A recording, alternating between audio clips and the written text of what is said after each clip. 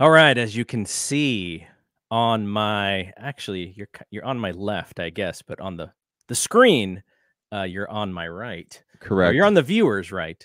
This is Peter Allen. This is my buddy. On Twitter, you may know him as Butch Husky. He is substituting today for Brad. Brad is at Disneyland with the family. He's on So assignment. he's he is on assignment because he's counting like all the Giants hats in Disneyland. That's part of his gig. He saw San Jose Giants hat at Disneyland today, which was kind of interesting. Fabulous. So Peter and I go back a few years. We met on Twitter.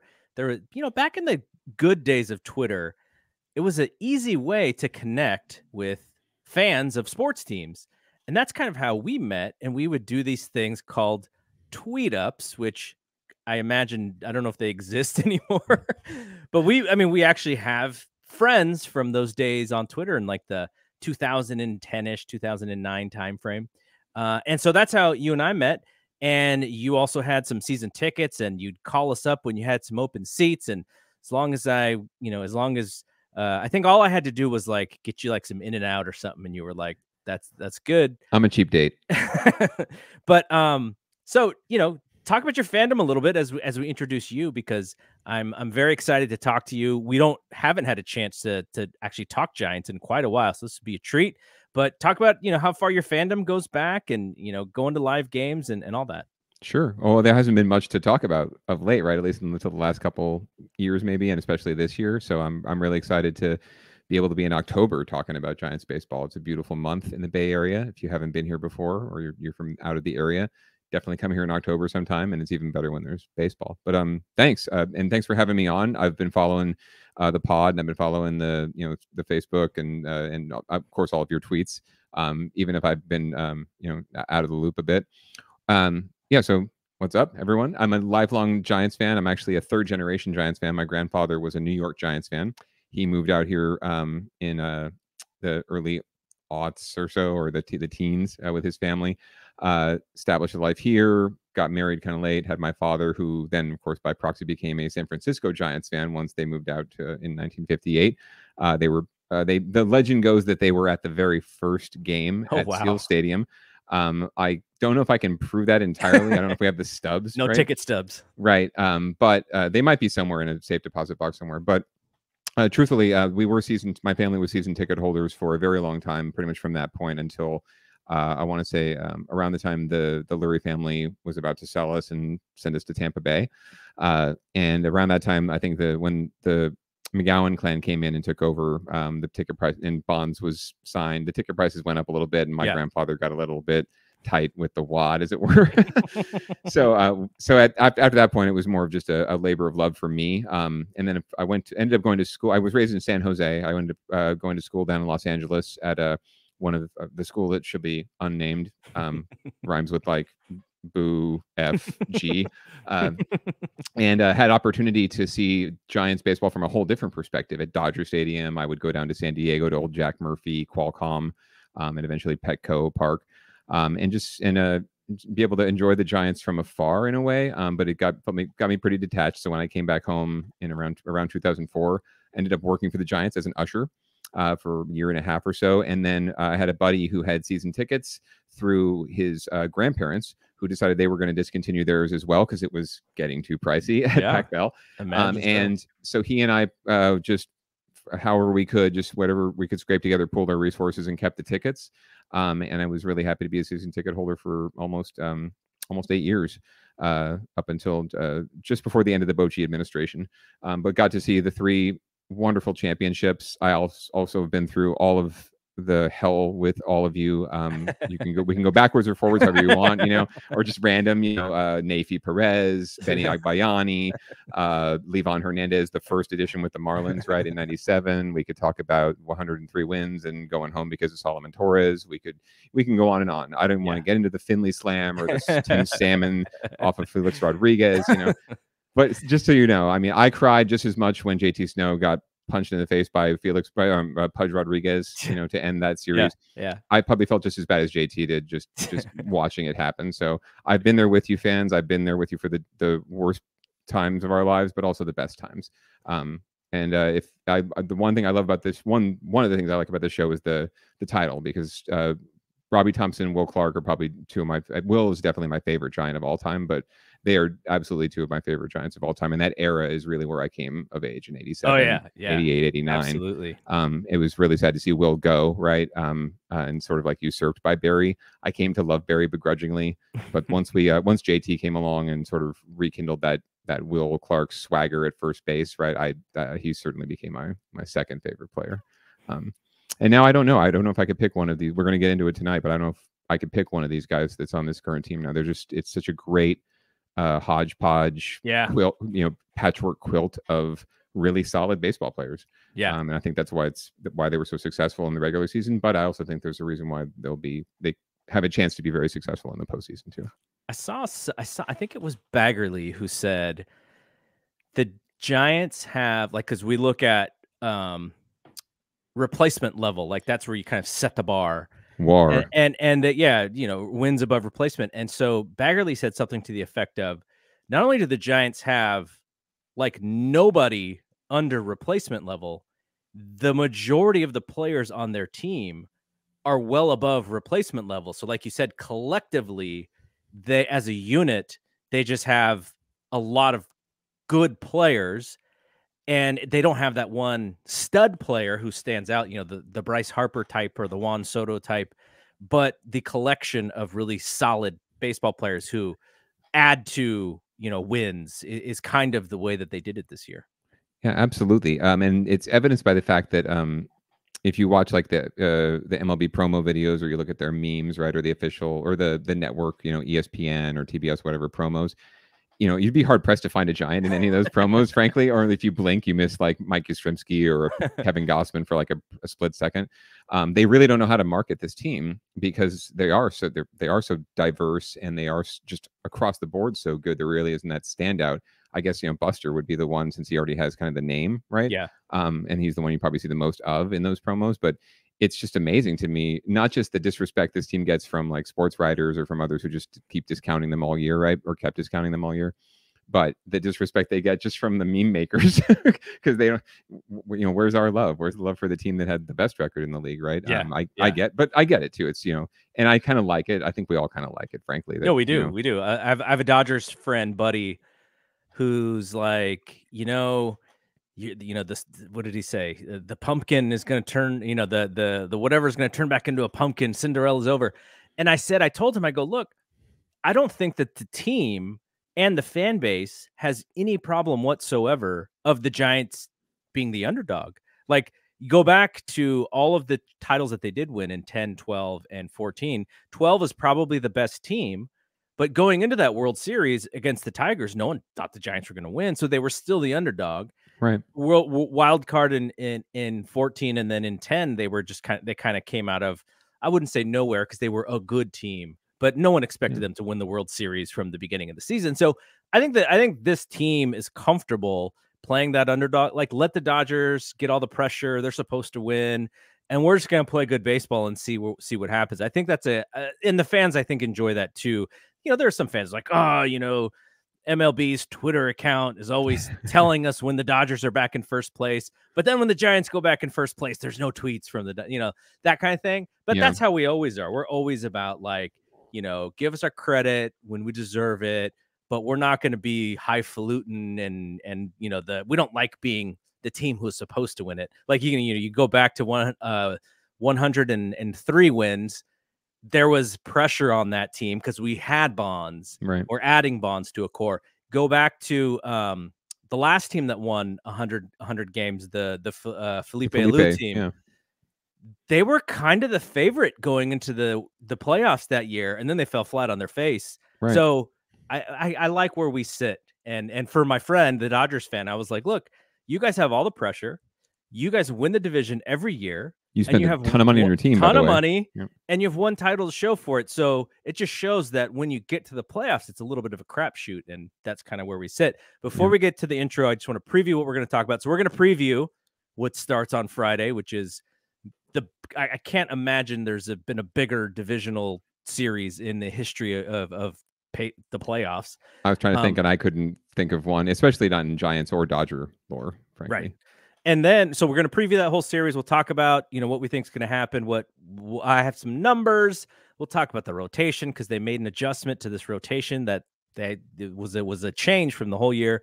And then we'll kind of talk about the rest of the playoffs and if you have any thoughts. But before we get to the little intro video here, Brad and I, we love to celebrate doing this podcast with an adult beverage.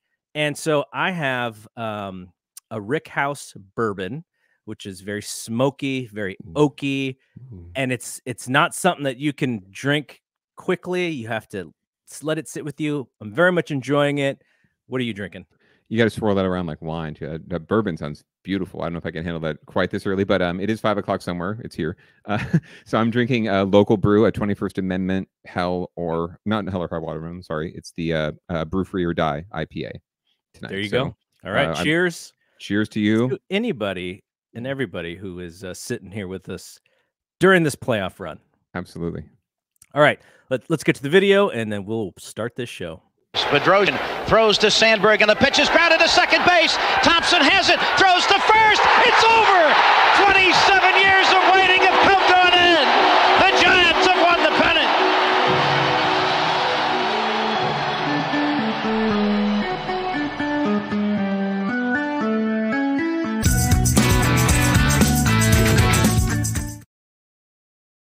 All right, so let's talk about the season series for the Giants and the Dodgers. The Giants won the season series 10-9. I didn't crunch very many numbers, but I wanted to see how close this series really was because I remembered there were some blowouts in there. And what I also remembered was that the Dodgers won the first 4 games. Right. So in this 19-game series, at first 4 games, the Giants basically out of the rest of the 15 games, the Giants won 10 of them. So Dodgers started great in May. They swept us in San Francisco. That was painful. Then the next week, Giants went to LA and they took 3 out of 4 in LA. Came back in June, end of June. Dodgers took 2 quick ones. It was a 2-game series. And then July 19th to start a 4-gamer, the Giants take 3 out of 4. And then the following week, they took 2 out of 3. Then the teams didn't play for a little while, over a month. And then the Giants took 2 out of 3 again in August, making it winning the series 10-9. So started out really heavy on the Dodgers. I remember that first series. I was just like, oh, that's what the season is going to be. We're not going to be able to pace with these guys. It's just what, it's going to be Padres and Dodgers like everyone thought it was. But I don't know what the change was. I know that, it took the Giants the Giants started okay. They didn't start, on the 107-game pace. They started okay, but it seemed like throughout the season, they just continued to evolve the team and they continued to figure out what it was to make them incrementally better every month. And you rarely see that in baseball. I want to say that April was probably their worst month of the whole year. And they just kept getting better and better and better. It wasn't a dramatic difference. It wasn't like they went from winning 10 games a month to 20 games a month. It was just very steadily up and to the right. And so my first question to you is, if I was to tell you, or if I was to ask you, what were the runs by each team in a 19-game series? Give me ballpark what you think. How many runs did the Dodgers score? How many runs did the Giants score? Well, I mean, I know overall the Dodgers did finish with, I think, the best run differential in the league, if not second, maybe, and the Giants were second, perhaps. In the end, I think the Giants actually came on pretty strong towards the end. But I would have to say the Dodgers probably won the run differential I would even say significantly, because I just recall the Giants' victories, while being incredibly thrilling and wins at the end of the day, they were all very torturous from what I recall, except maybe a few. I do recall we took a couple off at Kenley Jansen, or we had to. So that would lead me to believe the Dodgers probably had a higher run differential there, but that's my guess. So that was my hypothesis as well. When I looked into this, I was like, okay, Dodgers probably won the run differential, and it's probably by a decent amount. It was barely. They were almost even, basically. Wow. So Wow. For the season, the Dodgers were plus 269 in run differential. The Giants were plus 210. Giants were second, and then coming up in third was Tampa Bay at 206, and then Houston at 205. So it was actually 80 runs scored for the Dodgers, so 4.2 runs per game. Okay. 78 runs for the Giants, 4.1 runs per game. That's So it was a lot closer than I thought. Yeah. And I would not have predicted that. And so, I mean, if we take out, you can't take out the first 4 or 5 games, or maybe in the first 10 games. As the season got older and older and older, the Giants actually kind of dominated the Dodgers. Now, not dominating in like blowing them out in every game, but just consistently beating the Dodgers, playing the Giants style of baseball, which is home runs, good quality pitching. And that's the way that the Dodgers win too. Like this team that Farhan has built very much in the mold of a Dodgers team. If he was to go, okay, how are we gonna? What's the blueprint? Well, we're gonna do exactly what I did with the Dodgers, but we just can't spend as much money. Right, you got to go a little more Moneyball with it, I guess. And so, looking at the way that they played each other, these games were very similar. They were very close, and which leads me to think that this thing's going 5 games. I mean, I would love to see the Giants like win 3 and be done with this. That is almost seems impossible to happen. Now, if the Dodgers kind of boat raced a little bit, I think less people would be surprised. But I would be surprised because after I looked at how they played each other in the series, they played each other so tight, and it's almost like they were playing themselves in a sense because they're built similarly. And so I just kind of wanted your take on that. Like, as you remember the season series, like what do you think, and how do you think that the Giants match up with this crazy roster of Dodgers? Well, like I said, I've been in this for a long time, right? So I've come to know the trends, and I've come to sort of I feel like I can read the tea leaves even early in a season, right? So, I remember when we went out there and Buster hit a home run. I think it was first at bat, right, of the season in that opening game in Seattle, right? Mm-hmm. And I turned to my wife, who is not a golfer or a baseball fan. She's football is her thing. But I've taught her a lot about baseball this year. I turned to her and said, you don't know what that just meant, but that's just amazing what he just did. And she's like, and she says to me, isn't he the guy that took the year off last year to be with the kids? I'm like, yes, exactly. Yes. Nice.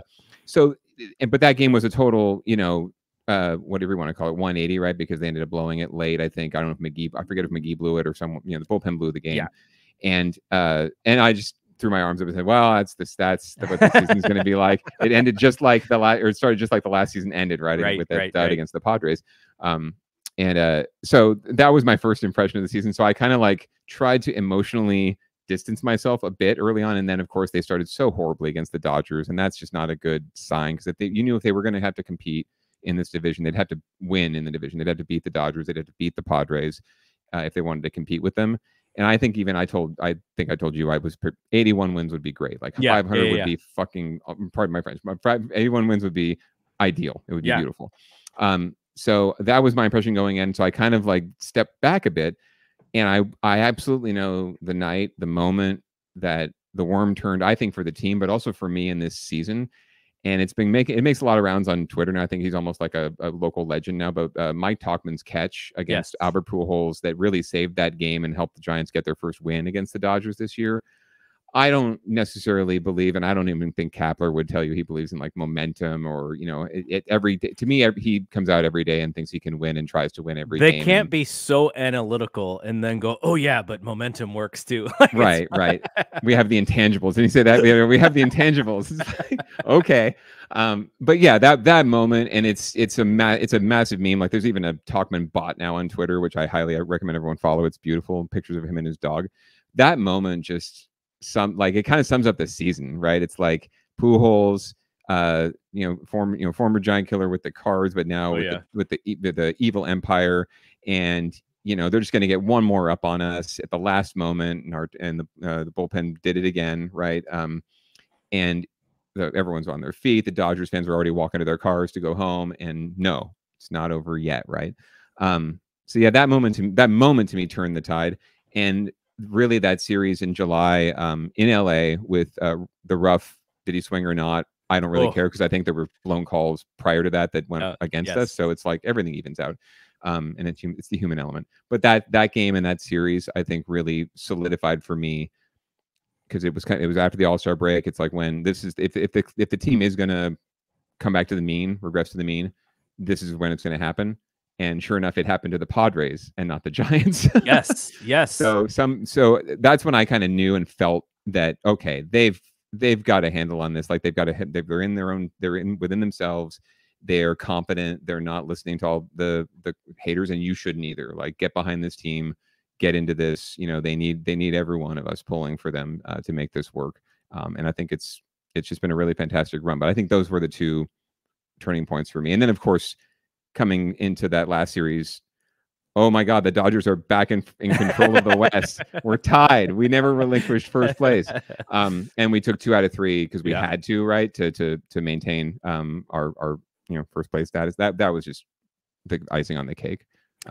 So I'm trying to remember how many games the Giants were in front of the Dodgers at this point. I want to say it was like 3, maybe.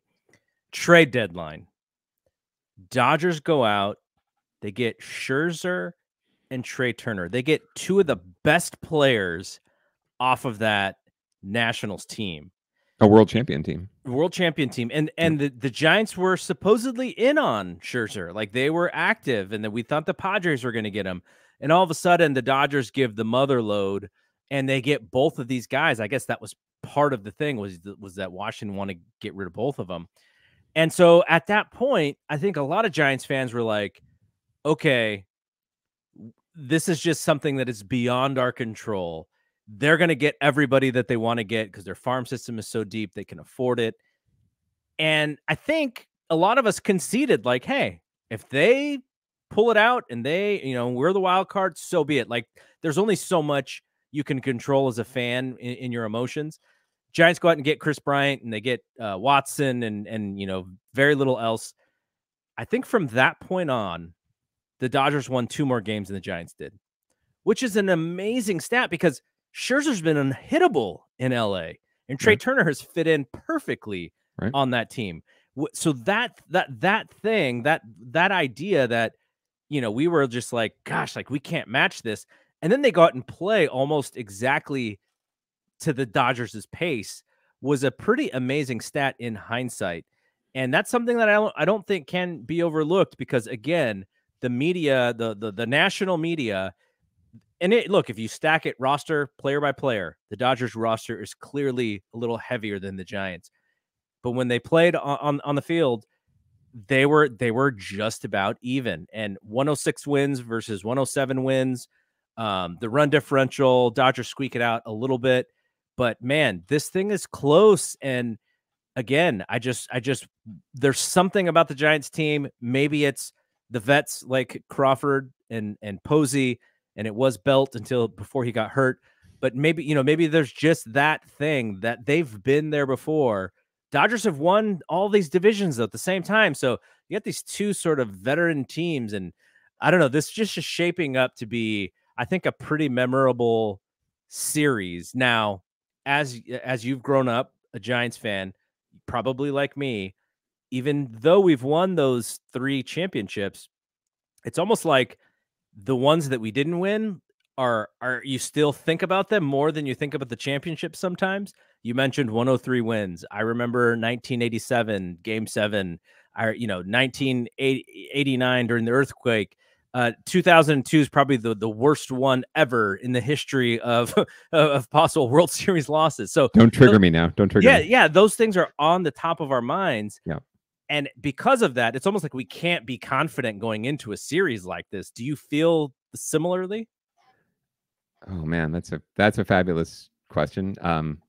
To be honest with you, I'll start off by saying I'm going to reference something Evan Longoria apparently said, according to the sports writers on Twitter earlier, about this is a damn shame that this has to happen in the LDS and it can't be or at least, to me, it's a shame it can't be a 7-game series, right? Because that seems to be that's the gold standard for baseball, and why baseball, I think, is just so much better, such a different kind of a sport and a different challenge. The long season, my wife says 162 games. The 162 game season that sometimes comes down to the last game, right? Because it's just this heavyweight battle back and forth, and that's what this season has been.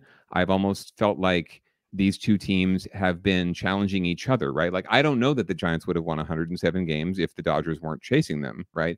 I also don't know if the Dodgers would have won 106 games if they didn't have to try and chase down the Giants, right? And that just added on top of the rivalry, on top of everything else, and just and what this kind of semi David and Goliath situation is, it just added that much more drama to it. Because they both just had these miraculous seasons. You mentioned the Dodgers run since whatever the All-Star break or, you know, late or the trade deadline. Trade deadline. I think they actually, someone ran a stat of like, you know, the best 60 game runs or something at the end of the season all time. And these two teams were in like the top 10, like the 21 Giants and 21 Dodgers were in the top 10. So it's not like the Giants had a slow run, right? They had a miraculous and record setting run too. So it's just been like that all year. And yes, I've been through the Jose Akendo. I forgot to mention Jose Akendo from 1987 at Lee Hammaker blowing game 3, you know, just throwing a dud in game 3. I think prior to the championships, I would have difficulty. Like even in 03, they won 100 games. They were back in the postseason. I was, the Marlins. We have to beat the Marlins this time, right? But even then, I was like, I'm still remembering the last year, right? And then the next year was even worse, and you just expected that all to come crashing down. And thank you, Wayne Franklin and Cody Ransom. Oh my God! Right, triggered. And then it just, but you know, then I got kind of used to the losing. So the championships really didn't necessarily turn out, like you said, turn it all around. It certainly helped though, right? And it helps now, given that the core of this team really is still those 3 or 4 guys, the 3 guys that were on those teams, right? And were a part of it and have been producing, even if Belt's not in the lineup, right? I think his presence alone is really powerful. And it's powerful for me. It gives me confidence just to see them out there. But I think more than any of it, getting those championships and getting those rings and being able to be able to say my team is the best, my team won a title, my team in my lifetime, something I never thought would even see happen. It just made me more comfortable with this moment, with embracing this moment and seeing it, even though it's the Dodgers. I know, God, it would be awful to lose to the Dodgers, but seeing it as this just real great, just a beautiful opportunity, not just for the Giants or for the Dodgers, just for baseball and for you as a fan, right? To feel alive, to feel really, you know, and so I'm trying to be confident, and I feel like this team has a lot to be confident about, and fans should be very confident with the Giants. But I also just want to try really just enjoy the series and enjoy the moment. That's why I wish it was 7 games so we can. I would tend to so my heart obviously wants a sweep, 12 nothing, you know, no hitters for Gausman or for Webb, Gossman, and then whoever, and then, you know, just go on to the next thing. But I know in my head that it's going 5 games because it's just got to go 5 games, right? And I'm just really, if there's anything else I'm really happy about winning the Division 4, it's not just not being in the wild card game, but also having that 5th game at the Cove, because I think that'll make all the difference. All right, so let's look at the roster here. Now, we don't know what the roster is currently. I'm going to share my screen here. Boom. This is Grant Brisbee's guess. He's predicting the roster. Oh, that jerk. No, Grant, I love you, dude. You're one of the best follows on Twitter. Yeah, Grant's awesome. So catchers, he says Buster and Casali. I think that's definitely could be the case. Unless Pedro Feliz is available. Yeah. I mean, they do have a young power hitting catcher down there if they really wanted to. True. That is very true. What's his name again? Joey. Right, Joey. Little Joey. Joey Bat. Joey Bat. Okay. So infielders: Brandon Crawford, probably. Evan Longoria, Solano, LaStella, Wilmer. So hopefully LaStella's kind of over the Achilles. Wilmer seems to be just hobbled in general, but those are your infielders. So your sort of infielders / outfielders were guys who can play multiple positions. Chris Bryant, Lamont Wade Jr., Darren Ruff. Outfielders, and this is where Grant struggled, because his struggle was Alex Dickerson versus Steven Duggar. Yeah, and he chose Dickerson mostly for late inning pinch hitting, because the Dodgers have a lot of power right-handers coming out of the bullpen. Duggar is better defensively. He could be a defensive replacement when you need him, but offensively, if you're hoping for that, that big extra base hit late in the game, you're probably steering a little bit more towards Dickerson. I know Dickerson's season was a bit of a a frustrating one, but he did pick it up slightly near the end of the season, near the end of the year. He's also often hurt, so that worries me a little bit. What do you think about the Dickerson versus Duggar decision there? I think that's kind of been one of the biggest, whatever Twitter verses, if you will, out there. Like who's going, and there's a lot. There seems to be quite a bit of Dickerson hate or Dick hate out there, because he's had his struggles the past few months, or since he came. I forget if he was injured or was down in AAA, but since he's come back, he really hasn't looked all that comfortable at the plate, even like swinging through fastballs through the heart. So at the same time, like Grant's right. He adds that component, the late inning, power masher against power pitching, and the Giants have built a lot of their victories this season around that critical clutch, double, home run, big hit, right? Which interestingly enough has never really been part of the arsenal.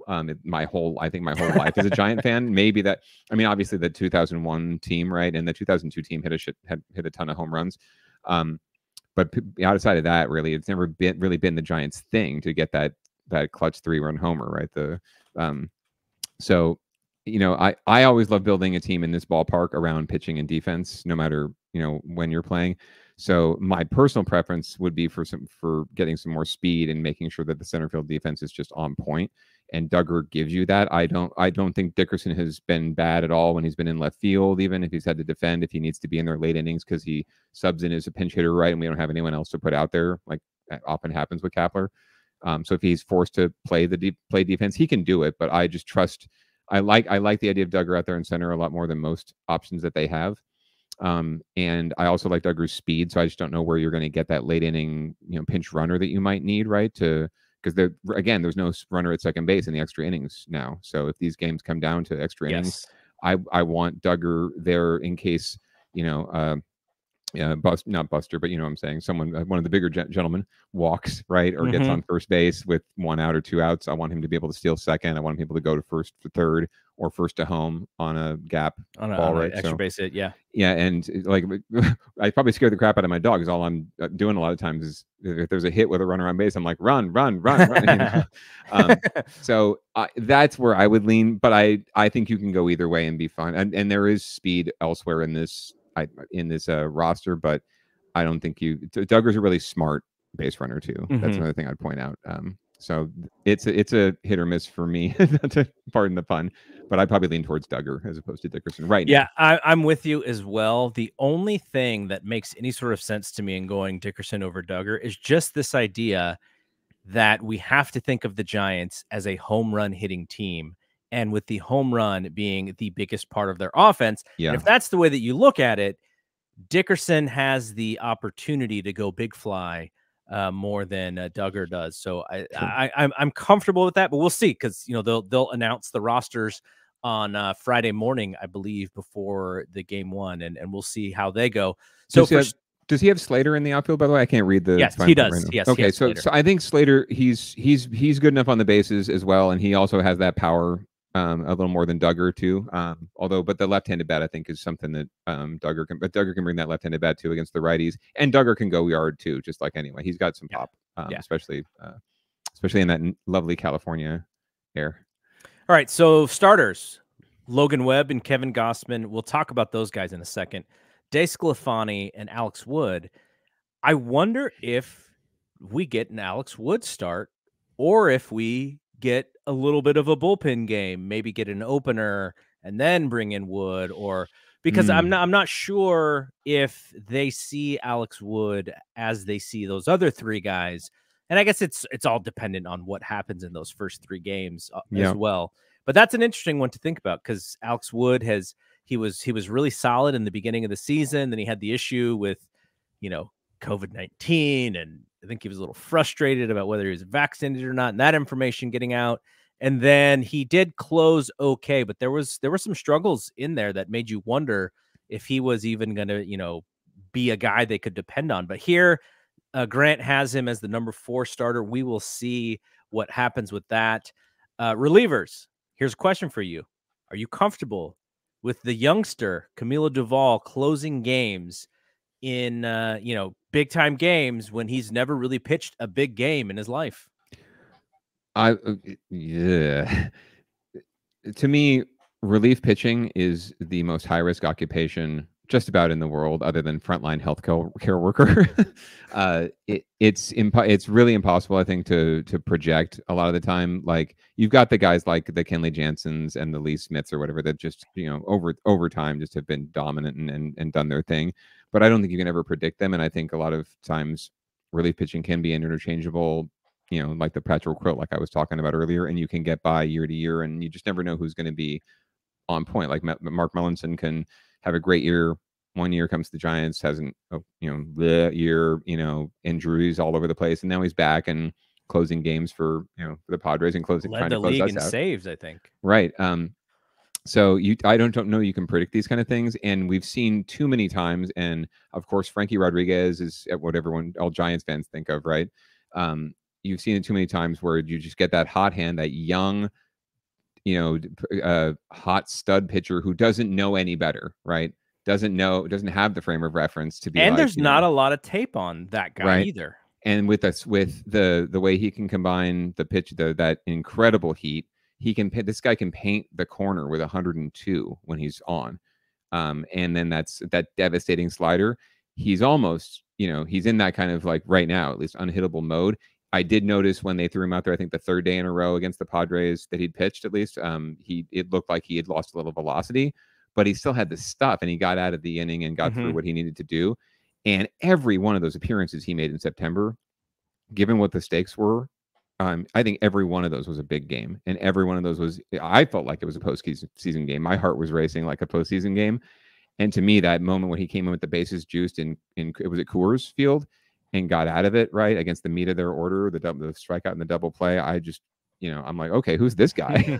Where did this guy come from? This isn't the same guy that came up earlier in the year. Yeah. So I am actually, I'm cool with whatever Kapler wants to do. I'll be honest. I'm gonna cap out because to me, it's like I've kind of second guessed moves, and I've like sort of questioned moves all year, but this guy's the manager of the year for a reason. Yeah. And they won 107 games for a reason. So I trust if he thinks the kid's ready to go in those situations, he's ready to go, because Cap's played the game and he's in the clubhouse with the kid. And there are intangibles when it comes to relief pitching. I think there is something psychological about it. And he obviously he's ice cold right now. Like, he's not getting psyched out by the moment. He's not even getting psyched out when Joe West forced him to turn the lights on at Oracle, right? In the middle of that, right before he comes out and warms up, and it's like, oh, we're going to wait another minute and a half. Most young players generally would not. They would get antsy, right? They would start overthrowing, and he was still within himself and pitched well enough to get out of that inning, even though he was tired. So if he's fresh and he's ready to go, I will absolutely be totally fine with him going out there in a 1-run game in the 9th at Dodger Stadium. Even and if he gives up the ghost, he does. But I'm not going to be any more confident in him than I would be with, or less confident in him than Jake McGee or Leone or Tyler Rogers, right? They've all had their moments, bad and good, mostly good though. So I'm really confident in almost all of our pen. Actually, all of them. I don't have a problem with all of them. But in the 9th, why not throw your best stuff at the other team, especially since they haven't seen him a lot. I don't think and remember, the Dodgers didn't see him a lot in September, right? They maybe saw him maybe once or twice in that series. I forget. Yep. So they're not going to be all that comfortable against him either. So, all right. So the other relievers that Grant has: Tyler Rogers, Jake McGee, aka Mac Cheese, as we like to call him, Dominic Leone, Jose Alvarez, Harlan Garcia, Zach Littell, Kervin Castro, who's another young pitcher who they've depended on coming out. And then he's got Johnny Cueto as a reliever. Now, I may feel a little bit more comfortable. Now, this is going to be depending on matchups of Cueto giving us 4 to 5 than Alex Wood giving us 4 to 5. But I'm sure they are sort of figuring that out, and it's all dependent on what happens and, looking at what bats are working for the Dodgers here and there. Cueto, who knows? His elbow was barking. Now it seems like he's okay, but I'm sure nobody's really okay. They're all kind of dinged up on that long season. Yeah. But I guess the one guy who's left out is somebody like a Jay Jackson, who you could put in there. They went, I think Grant went a little heavier lefty in this version of the roster. But we'll see come tomorrow morning, and we'll see what they do as far as if this roster matches what Grant was able to put together. Yeah, I mean, Cap's obviously he's a master of matchups. That is his MO. So I would imagine they, they're going to look at who the Dodgers have available, right? And who they might put on their roster. Max Muncy being out of there is interesting because it takes another left-handed bat out of their arsenal, right? So maybe you have the option to go a little more right-handed heavy. But Corey Seager's just as dangerous right now, so it's dicey. So I'll be interested to see. I think I'm comfortable with that group. I think Cueto actually, I mean, obviously he serves two purposes, right? He'll be in the pen, can give you that either long relief, or even I think he can give you one inning, right? And he's so funky, and if he can just let it all loose, maybe he can hurl up a bunch of really steamy fastballs, right? And get his MPH up a little bit and blow guys away, maybe. Because he just has to, pitch for the one inning. But he also is there as a release for a safety valve, right? In case any of the starters beef it.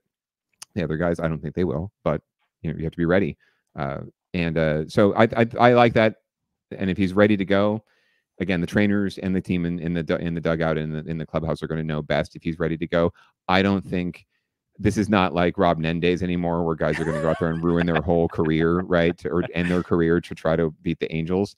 Let's turn off the gun so that we don't know really how hard this guy's throwing. Right. So I don't think that era is around anymore. I think that guys are much more conscious of numbers and stats and peripherals, and also their health and their bodies, and much less apt to risk everything. And also managers too, right? If they sense anything is nagging or wrong, there's really no reason to put anyone on the roster, right? With there's no reason to, just like there's no reason to put Belt on the roster if he might be able to pinch hit in Game 5, right? Yeah. No, you can't waste that spot. So it's 26 spots, and it's too valuable to waste on anyone who might have any sort of question mark. So I would hope that if he is on the roster, that they're confident he can pitch and contribute. So speaking of Duvall, I was at a game and he was throwing, and I specifically wanted to see the radar gun because I couldn't remember if I'd ever seen the radar gun get into triple digits. Now, you've been to the park longer than I have. You've seen Lincecum, you've seen Brian Wilson. On the other side, you've seen Gagne for the Dodgers, who was probably hitting triple digits if anybody was. Do you remember someone throwing 102 miles an hour at Oracle?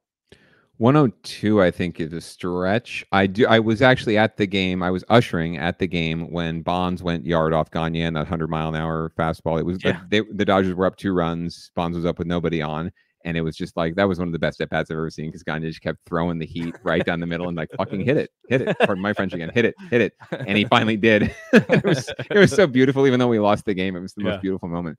Much like much of the Bonds era, right? We lost the game, but it was beautiful. Yes. So we even lost. Oh man, I could go into it, but long story short, no, I don't. At least, okay, maybe I've seen recently. It seems like there've been more guys coming up who can hit that kind of heat, but the difference is right now, at least, the control he has. Like I cannot believe just how smooth his windup looks, being able to get up to 102 and hit the corner. Yeah, that is so incredibly. I can't imagine anything harder to do than that, other than hitting that, right? So I've not seen that combination, absolutely, especially not in a Giants uniform. Hunter Strickland, he hit 100 a couple of times, right? Or he hit the wall a few times too. Oh my god, that guy. Yeah, right. But no, I haven't seen that kind of heat at the yard or at the Cove before either. So all right, I'm gonna give you. Actually, that's not the right thing. I was I'm gonna add. Hang on 1 second. No problem. But yeah, if I can just one last thing about Duvall. Interestingly, so I told you my wife's been watching a lot more ball lately with me, and I'm grateful to her for putting up with me through all of this. Her second game ever was a 16-inning game against the Mets. At the Yard. Anyone who's been there will remember this game. And I remember telling her, I think it went to the 16th, top of the 16th, and I said, thank you for staying with me. Eventually these games do end, and usually it ends because someone who you don't expect to do it makes a really big mistake. And for sure enough, Brendan Crawford made an error the next inning that led to the Mets scoring their winning run. So she holds my prognostications in high regard. So if I say Giants in 5, you better believe it. All right, awesome. Okay, here's what I was looking for. Now I'm giving you 2 pitchers for the Giants, 2 starters. Yes. And we have in the first one, we have someone who went 9-3 in the first half of the season, 1.73 ERA. Okay. He was a poor man's DeGrom in the first half of the season. Second half, he went 5-3, 4.42 ERA. The second guy went 4-3 in the first half, 3.63 ERA. In the second half, 7-0, 2.71 ERA. So I think you know where I'm getting at here. The first person is Kevin Gossman. Correct. The second person is Logan Webb. Yes. The Giants decided Logan Webb is starting game 1 and Kevin Gossman is starting game 2. And I wanted to get your thoughts on that.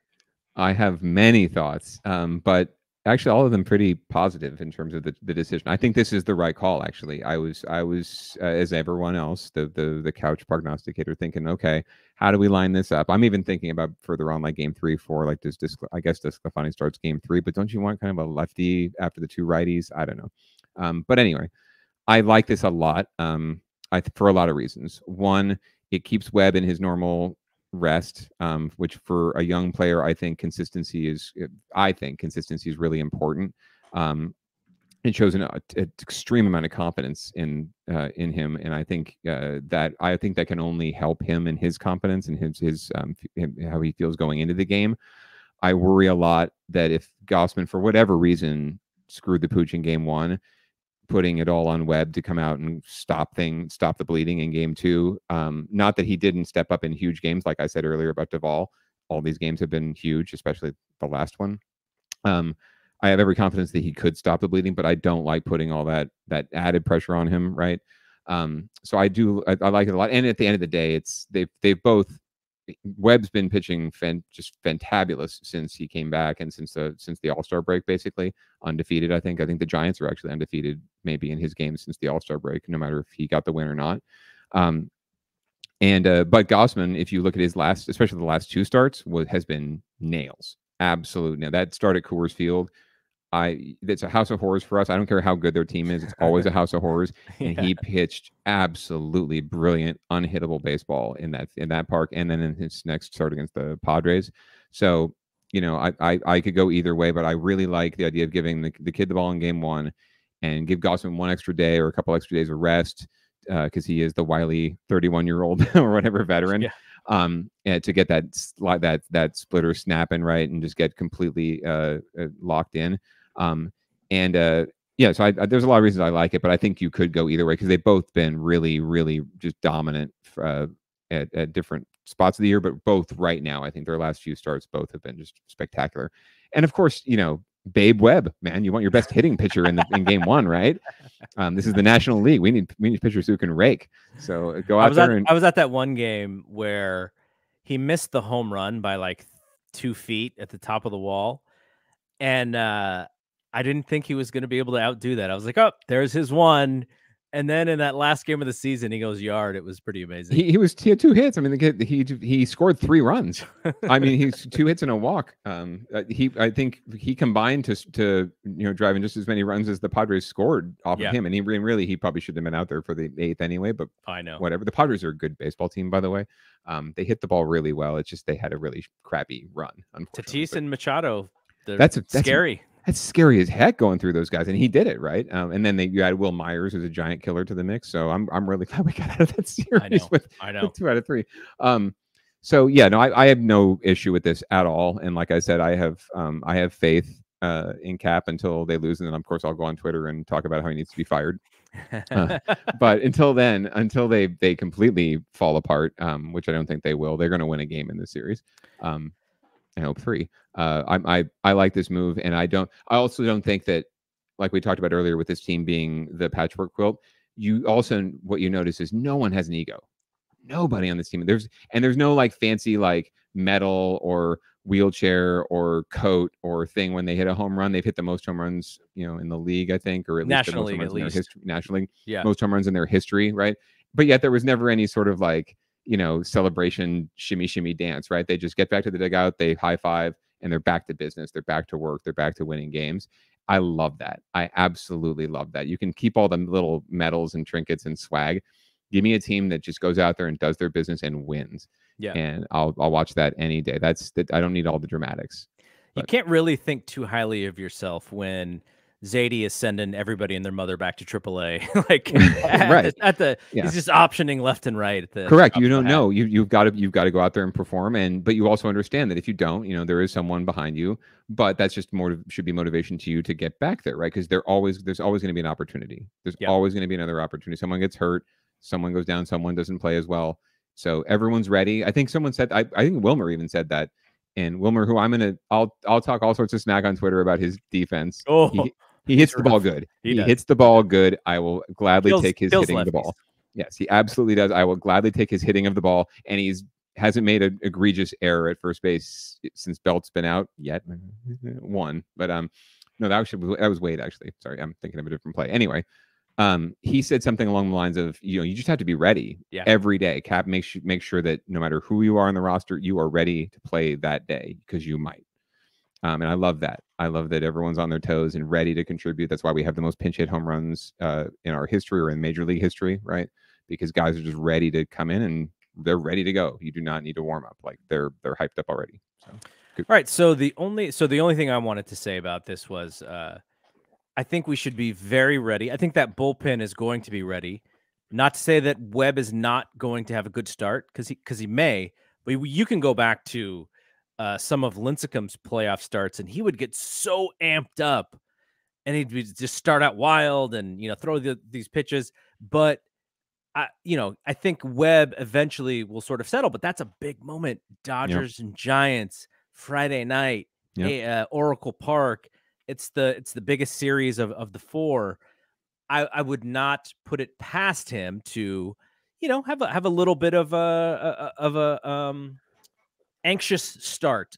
He's a good pitcher. He'll get through it, but I do think there's a possibility that will also have to be a heavy bullpen game. And that's just that's what they are betting on, their ability to play the full 9 innings no matter what. And I like that. I like that idea. They're not banking on, Bueller throwing eight innings and then getting to Jansen. Like they're banking on look, if we gotta bring in all these different relievers, we've done it all year, we can do it. So I'm okay with that. I do think Gossman probably has a little bit more of a settled game one, but if you get out of game one with the young guy and you get a win and you can come back with Gossman, I think that settles him even more. So. Exactly. And then you come, that it makes me much more feel a lot better. Like you're right. If Webb comes out and dominates in game one, we got Gausman backing him up in game two against Urias or whoever they're going to throw out there. Yeah, right? It's still to be determined for whatever reason. Right. They might have to determine depending on who wins game one. Right. So I again, that's another reason I like it, because then you just come with that gut punch, hopefully, and then that can propel us. We're at least 2 up going to LA. I like that a heck of a lot better than 1-1 or the alternative. Even though I think they still think it's going 5, but I would love to finish it in 3 or 4. That's no problem with me either. We play well in LA, so yeah, no, I like this a lot. I'm actually more curious about 3 and 4, I like it, and what happens if we're down 2-1 in game 4? Like, who goes out? Do we send Wood out there? He's been, one thing I like about Wood is that he's really been good against the first 2 rounds of the lineup. It seems like that's his kind of his limit. Like once guys see him the 3rd time, it seems like the hits start to come pretty quickly. Not so much maybe the last start or 2. I think he kind of evened that out a little bit, but he's pretty much been a 5 inning and a 5 and dive guy. So I don't know if you want to take your chances with that or go with the bullpen game, or even maybe even a Cueto who has postseason World Series champion experience. So look, Wood has pitched in big games before for the Dodgers. So that is helpful at Dodger Stadium. So that is helpful for him. Makes sense. And that does mean something. What it means, we can't put a number on it, but it's it an means intangible. Something. Yeah, it's an intentional. Okay, so let's look before we get out of here. Let's look at the rest of these series. So, please, we started this podcast. The Astros and the White Sox were playing. The Astros easily took Game 1. I mentioned that they're the fourth best team in baseball when it comes to run differential.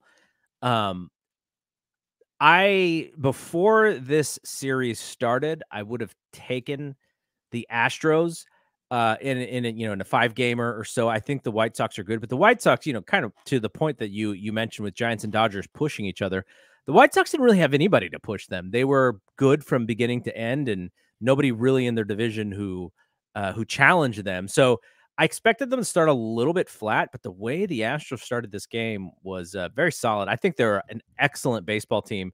I expect them to win this series. If the White Sox did win, I think it'd be really cool because they have a young team and they have some really exciting players, and who we always want to see them beat the cheaters. But what do you think about this series? Well, I hope they're not cheating again. I mean, I love you, Dusty. As much as I hate I wish you hadn't given the game ball to Russ Ortiz. We love Dusty. Oh God, we love Dusty. If that's the worst thing he did in 10 years as a Giants manager, whatever. Yeah. Thank you so much, Dusty, for everything you did. So I think he's cleaned up the shop there. I think I agree with you in principle there. They say a lot that September success or being hot, right, in the case of the Cardinals, right, doesn't matter as much if you look at the stats. I still think it is about how you're playing at the time too, which is why I like the Giants, because they've just been, like you said, consistent all year, right? The Astros have just been a very good, solid team all year, and they're built very well. They've got solid starting pitching, even though I couldn't name their whole rotation. They've still got all the bats that they need. They've got a park that they play in very, very well. And of course they cheat. So, but I think, and the White Sox probably may be a little too young. And unfortunately they did get their ace beat today. So that's not going to, I don't know how strong their rotation is towards the back end. So I don't know if that might end up being a problem. They might have had to win this game, especially without the home field advantage. So I'll go with the Astros. I would say 4 games. I'll give the White Sox 1 game at home at least.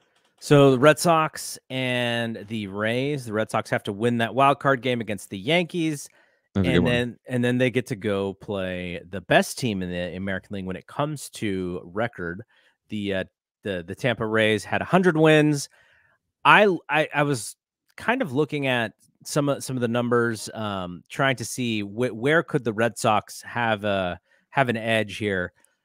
The Red Sox probably played a little bit above their talent level. The Tampa probably played right about where they are. I don't know if they're going to sweep them, but I fully expect the Rays to win this series and to kind of put a stamp on this one. I should have looked at this before. I don't know what their season series was like, but I don't know what the record was, but right before I came on, I did have whatever the playoff broadcast on in between games. By the way, spoiler alert: the Rays are up 2-0 in top 3 in game 1. Doesn't mean anything. Long way to go. Yeah, long game. But they did put up the stats. I forgot. I don't think they put up the win-loss, but the stats were actually very comparable. I think the only thing that was like the ERA, I think, was team ERA was identical, like 4.85 or something. The team batting average or the team runs per game was pretty much identical. The only difference was home runs and at batting average with runners in scoring position, which actually correlate to each other. So the Rays had, I think, more dingers, and the Sox actually put together more rallies. But overall, like runs scored and run differential, they were pretty much right in. I don't know what the final season series win-loss was, but the stats were pretty similar. And I think they're somewhat built the same way. But the Rays. While I couldn't name their whole roster, frankly, because I think they got a lot of young talent and new talent that I haven't had a lot of experience with because I don't follow the American League as much. They seem like the better team, and that they seem to have been getting it over on the Sox and the Yankees down the stretch. But the Sox, again, as always, are unpredictable, and they've got a lot of talent on that team. They can really mash the ball. So I think it's yet to be seen how that comes down, but I think it probably go 5. I would say. I think the Sox will take it to 5. But I don't, if I had to go one way there, I'd probably lean Rays, but I'm a Sox fan deep down. If I have an American League team, it's the Sox. So I kind of don't want them to win because I really don't want the Giants to have to face them in the World Series. It'd be I know who I'd root for, obviously. Yeah. But, yeah. So I heart says Sox, head says Rays, but I think it's Pick'em.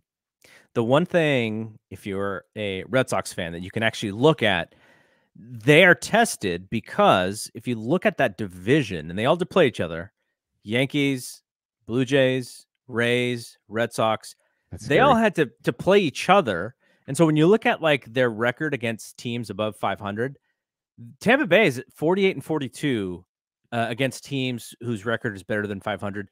Boston was a little bit under 500, but they played more games against teams above 500 than Tampa Bay did. And, so that says that their level of competition was a little bit higher. Giants and Dodgers didn't really play very many games against teams above 500 because except each other.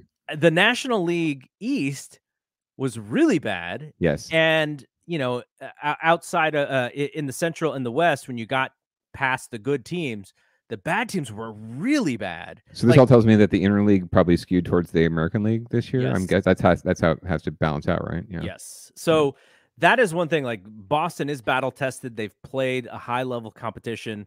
They can compete against a high level of competition. I just don't know if they can beat the best team in the American League. But it should be fun.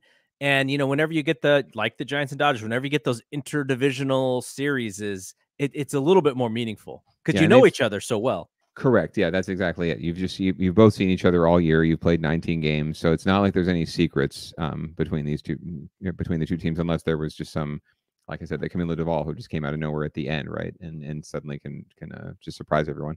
So I don't think there's no secrets, there's no surprises, and they'll play. I think what I noticed just from casually observing was those four teams down the stretch, they were just playing each other really hard.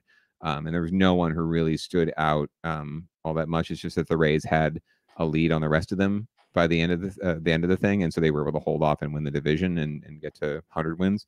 But I'll be really interested to see what happens. But the Rays have been a pretty good team consistently, no matter who's playing for them, and they've got a lot of young talent. And as we know from losing twice to the Marlins with those young Marlins teams that were like rebuilding teams, right? Yeah. Because they sold off all their talent and then they rebuilt and beat us again.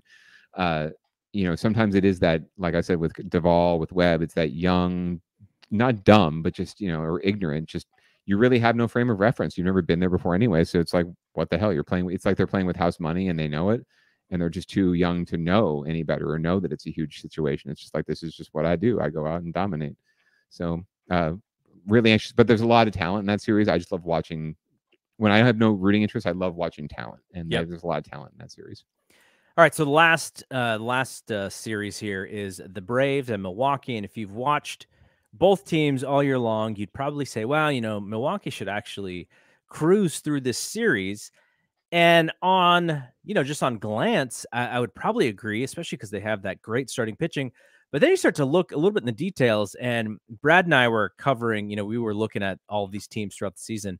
And when the Mets were in first place, I was just looking at certain analytics, certain, the run differential. And I was like, nope, Atlanta's coming from, they're going to win the division. The team is playing under what they're actually winning less games than they should be winning. And lo and behold, they actually win the division fairly easily. They won by 6.5 games over the Phillies and 11.5 over the Mets.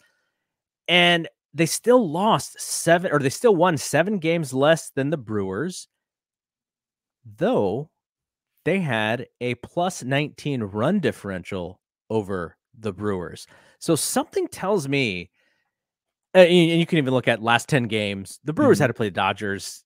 So, they got swept at the end there and they didn't have to. Thanks, Brewers. Yeah, I know. They weren't playing for anything, but the Braves won 8 out of their last 10. Brewers only won 4 of the last 10. So there's a little bit of something there with them coming in hot. I don't know. If I was to pick an upset, I might pick the Braves over the Brewers here. I don't know how much of that makes sense, but if I'm just kind of looking at how, the season went and people, the Braves played a little bit under their talent and they lost their best player in Acuna. Right. But I don't know. I kind of think that if there is an upset here, it's going to be the Braves beating the Brewers.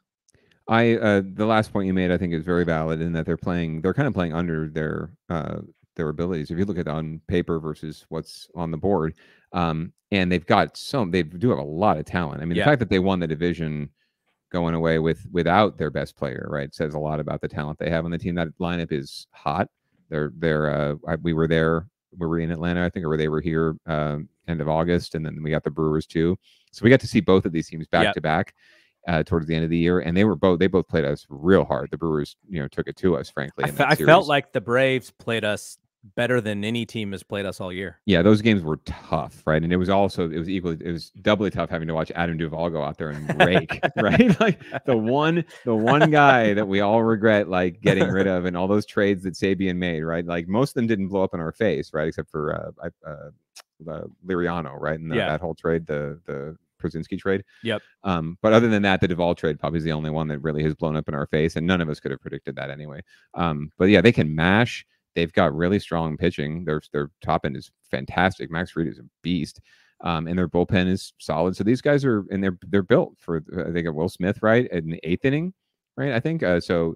They're built for success. So I was surprised they didn't play better, other than just losing obviously their all-star. And the win differential, or the win differential at the end with the Phillies really was driven by they swept the Phillies in 4 games down in the last week of the season. And that says a lot, because that's it's your competitor. It's a team that's hot. They're coming back on you. They're right there. They've got Harper. They've got all that talent coming up. But you just went out there and just said, sorry, done, right? Left them. That says a lot. So I think that they're playing with a lot of confidence right now. And I agree. And the Brewers, I wasn't terribly impressed with the Brewers after they clinched. It seemed like they did turn it off and take it off the gas. And again, like they said, it's not a predictor. September success is not a predictor of October success, but they just haven't had the need to turn it on, and now you got to turn it on again after like 5 days off too. So it's actually something I worry about with the Giants, because we were just playing so consistently well and having to play at such a high level for so long that now with 4 days off, how did they come out tomorrow? The Dodgers got to play yesterday and got to really get their juices up. Yeah, Giants are coming out fresh tomorrow. I think they'll be ready. But still, it's a concern, right? Because you don't. It's like when you're on a winning streak, you don't want a day off.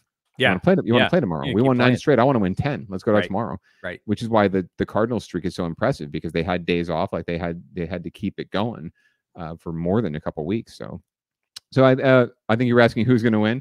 I like the Braves actually. And the Braves just have a postseason pedigree, just the uniform, not even the players. So I'll go with the Braves.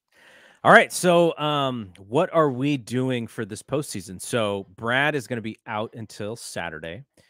I think you are going to be available for us tomorrow night after 100%. After the game. I don't think I'll be going to sleep tomorrow night, no matter what happens. So just hit me up whenever, and I'll jump on. I'm happy to join and talk about whatever happened. And I promise I won't cry if we lost. So my idea, what I want to do is for every game, either after the game, unless it goes like 15 innings and we need to go to sleep, to do a short show, just like a gamer, a recap. What's the lead of this story? What is the, if you were to write this story, Peter knows he worked at the Merc. What is the one sentence that encaptures everything? That's kind of how I want to treat the gamer version of the podcast. It'll be much shorter. Sure. But it is, I want to get our reactions, right? I want to get like, how are we feeling like right after this game is over about this game? So Peter's going to come back with us after game 1. Brad should be back on game 2. If possible, maybe we'll bring Peter back on some other stuff, maybe for some preview stuff. Sure. And we'll do it that way. But we want to have a lot of audio for this postseason. It's actually kind of cool to think about being able to capture what the season is and what the playoffs are on a podcast. Like I've written like blog stuff, and I've written gamers about games during all the 3 Giants championships, but I've never done it so immediate and so live after the game. So that's what we're going to do. We're going to live stream a lot of this stuff as well as much as we can. And come join us on our YouTube channel. We are now on the Fight Game Media YouTube channel because there's just more subscribers, and we tried to run our own YouTube channel, but it was really hard.